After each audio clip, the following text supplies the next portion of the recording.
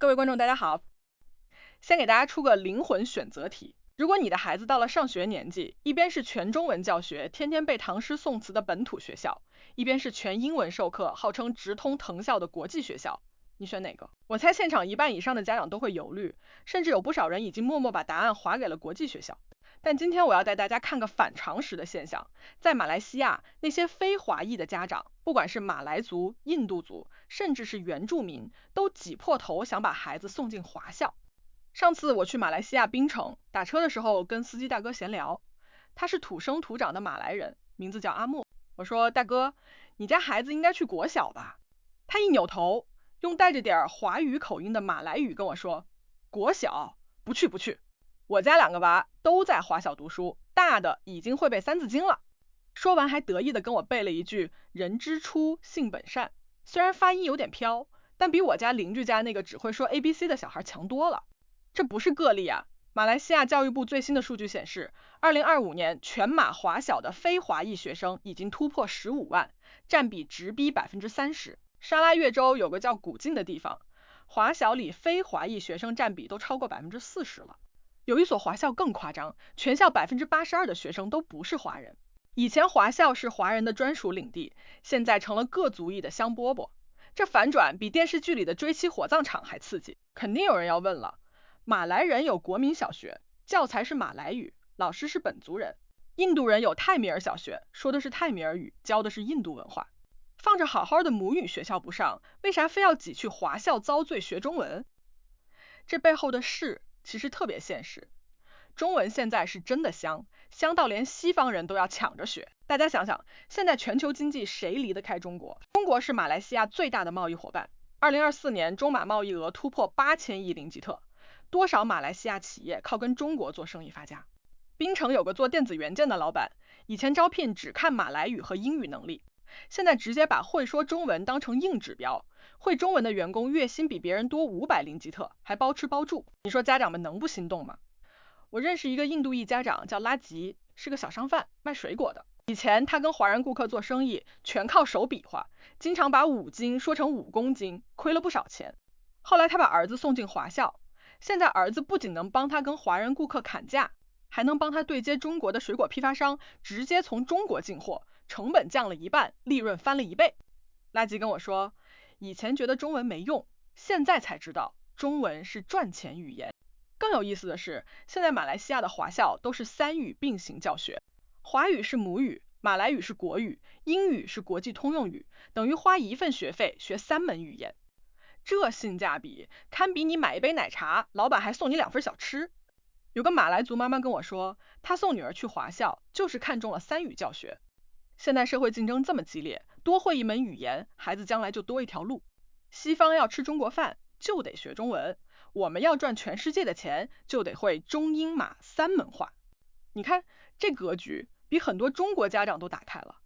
除了语言红利，华校的教育质量也是出了名的硬核，这也是家长们趋之若鹜的事。去过马来西亚华校的都知道，华校的老师管得有多严，作业多到写不完，考试一次接一次，上课说话要被罚站，作业写错要重写10遍。换以前，可能有人觉得这是高压教育，但现在家长们却抢着送孩子去受这份罪。有个马来族爸爸叫穆罕默德，他的大女儿在国小读书，天天放学就抱着手机玩游戏，作业全靠抄。小儿子送进华校后，每天放学先写作业，写完作业还主动背古诗。穆罕默德说，我就喜欢华校的氛围，老师负责，学生自律。以前觉得严是坏事儿，现在才知道严是对孩子未来负责。还有个华校老师跟我说，他们学校的非华裔学生期末考华语平均分能达到85分，比有些华人学生还厉害。而且华校的硬件设施是真的好。我去过大马森美兰州的一所乡区华校，虽然位置偏僻，但有带空调的教室，标准化的篮球场，藏书上万册的图书馆，还有计算机室和实验室。反观旁边的一所国小，教室是铁皮房，夏天闷热的像蒸笼，连个像样的操场都没有。你说换你是家长，你选哪个？更关键的是，马来西亚华校的升学路径多到让人羡慕，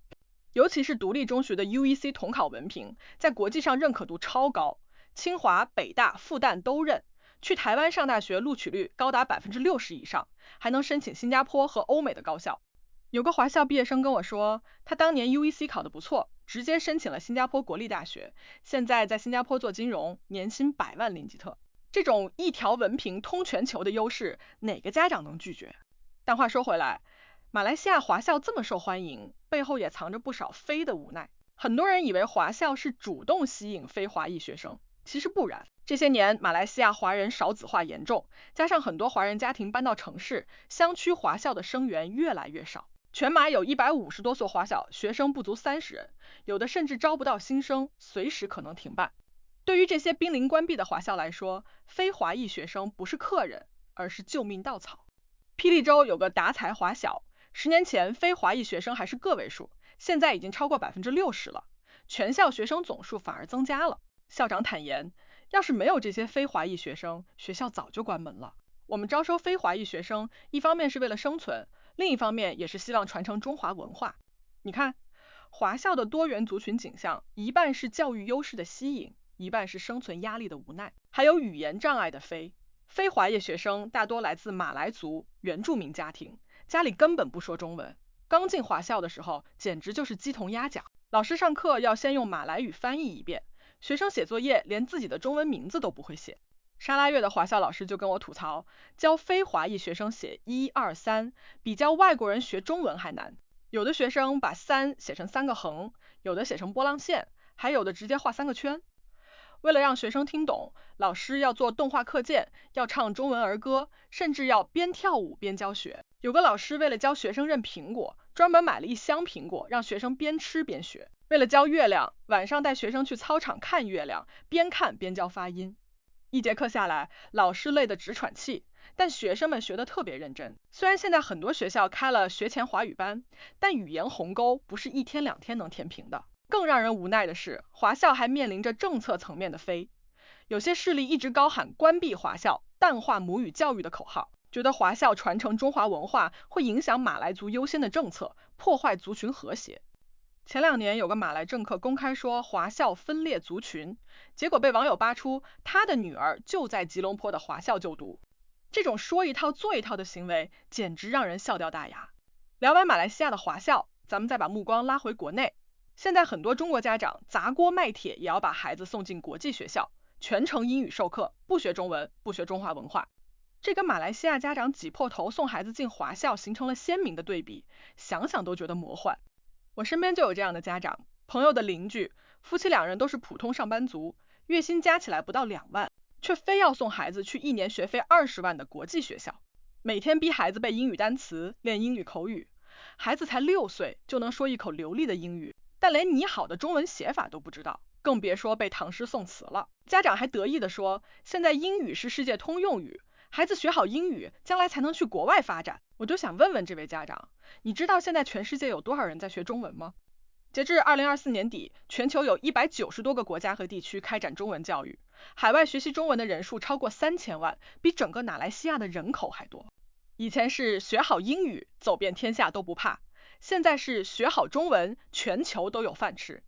大家看看西方企业的现状，现在多少西方大公司都要求员工必须学中文。苹果公司在华业务占比超过20%，CEO 库克亲自带头学中文，还能说几句简单的中文问候语。特斯拉上海工厂的外籍员工入职第一件事就是参加中文培训，中文不合格还不能上岗。还有微软、谷歌、亚马逊都在全球范围内招聘会中文的员工，薪资比普通岗位高30%以上。我看到过一个搞笑的视频，一个美国小伙子为了进中国的互联网公司，每天凌晨起来背中文单词，练中文发音，结果把面试说成面试，把薪资说成薪资，闹了不少笑话。但他说，现在想赚中国的钱，必须学好中文。中国市场太大了，错过中国就错过全世界。你看，西方人都知道学中文的重要性，咱们有些中国家长却逼着孩子放弃中文去学英语，这不是本末倒置吗？当然，我也理解有些家长送孩子去国际学校的事，无非是焦虑，怕孩子输在起跑线上。现在国内升学压力这么大，中考升学率只有50%左右，高考更是千军万马过独木桥。很多家长觉得送孩子去国际学校就能避开国内的升学内卷，直接申请国外的大学是一条捷径。还有些家长觉得，国际学校能培养孩子的国际视野，让孩子接触不同的文化，将来更容易融入全球社会。不可否认，国际学校在这方面确实有优势，比如全英文授课、多元文化的同学、丰富的课外活动。但问题是，很多家长把国际视野和放弃中文画了等号，这就错得离谱了。我认识一个在国际学校读书的学生，英语说的比中文还流利，能跟外教无障碍交流，但让他写一篇中文作文，半天写不出一句话，能背很多英文诗歌，却连静夜思都背不完整。有一次他去国外参加交流活动，外国同学问他中国的春节有什么习俗，他竟然答不上来，只能尴尬地说我不知道。你说这样的国际视野有什么意义？更可怕的是，有些国际学校存在严重的崇西倾向，贬低中华文化，抬高西方文化。有个家长跟我说，他孩子的国际学校圣诞节搞得轰轰烈烈，又是装饰圣诞树，又是举办圣诞派对，但春节的时候只放了1天假，连个庆祝活动都没有。孩子回来跟他说，老师说圣诞节是全世界最重要的节日，春节只是中国的小节日。听到这话，我真的很生气。春节是中华民族最重要的传统节日，怎么就成了小节日？这就是很多中国家长送孩子去国际学校的非，陷入了英语崇拜的误区，把英语当成了万能钥匙，却忘了中文才是我们的根，中华文化才是我们的魂。一个连自己母语都不会说，自己文化都不了解的孩子，就算去了国外，也很难真正融入当地社会，更别说在国际舞台上立足了。反观马来西亚的华人，他们在异国他乡始终坚守着中华文化的根。马来西亚的华校从小学到中学都开设了华文、历史、地理等课程，教学生背唐诗宋词，了解中国历史，传承中华文化。农历新年的时候，华校会举办写春联、包汤圆活动；端午节的时候会组织包粽子、赛龙舟比赛；中秋节的时候会让学生赏月、吃月饼，讲解中秋的传说。我在马来西亚吉隆坡的一所华校参加过他们的春节联欢会，舞台上华人学生和马来族学生一起表演舞龙舞狮，印度裔学生表演中文歌曲《茉莉花》，原住民学生表演中国武术。台下不同族群的家长一起鼓掌，一起喝彩，场面特别温馨。有个马来族学生跟我说，我喜欢春节，喜欢写春联，喜欢中国的传统文化。你看，中华文化的魅力足以跨越族群的界限。马来西亚华人还成立了很多华人社团，比如中华大会堂、华文教育理事会，他们自筹资金，支持华校的发展，保护中华文化的传承。上世纪50年代，马来西亚政府推行马来化政策，打压华文教育，很多华校面临关闭的风险。是华人社团和华人企业家站了出来，捐钱捐物，据理力争，才保住了华校。现在马来西亚有1290多所华校，60所独立中学，是世界上除了中国之外，华文教育体系最完整的国家。有人说，马来西亚的华人是戴着镣铐跳舞，在异国他乡坚守着中华文化的根。他们知道，中文是自己的根，中华文化是自己的魂。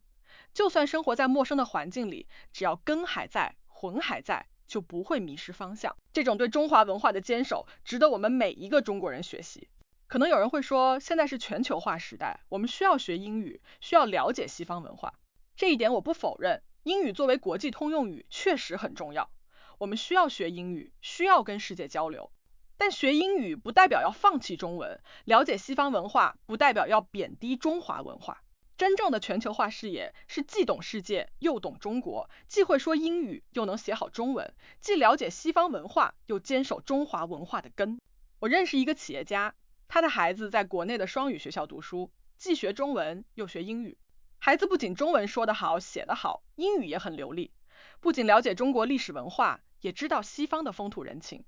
去年，这个孩子代表中国去参加了国际青少年文化交流活动。在活动中，他用流利的中英文向外国小朋友介绍中国的长城、故宫，讲解中国的传统文化，赢得了全场的掌声。你看，这才是我们应该培养的孩子，既有国际视野，又有文化自信。现在很多西方国家都在大力推广中文教育，美国有超过5000所学校开设了中文课程，英国有100多所中小学把中文列为必修课，法国、德国、意大利等欧洲国家也在不断增加中文教学的投入。为什么？因为他们知道，中国的崛起是不可阻挡的，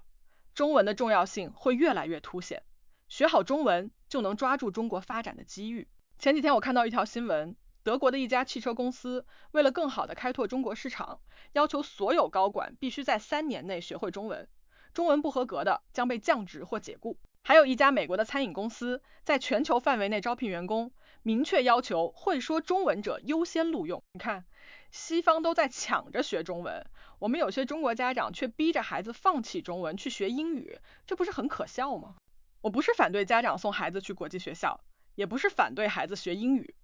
我反对的是英语至上的错误观念，反对放弃中文、放弃中华文化的行为。我们应该告诉孩子，中文是世界上最美的语言之一，中华文化是世界上最悠久、最灿烂的文化之一。我们要学英语，但更要学好中文。我们要了解西方文化，但更要传承中华文化。想想看，如果我们的孩子都不会说中文，都不了解中华文化，那么再过几十年，谁来传承我们的历史？谁来弘扬我们的文化？我们常说文化自信，文化自信不是一句口号，而是建立在对自己文化的了解和认同之上的。如果连自己的母语都不会说，连自己的文化都不了解，何谈文化自信？马来西亚的华校给我们上了生动的一课，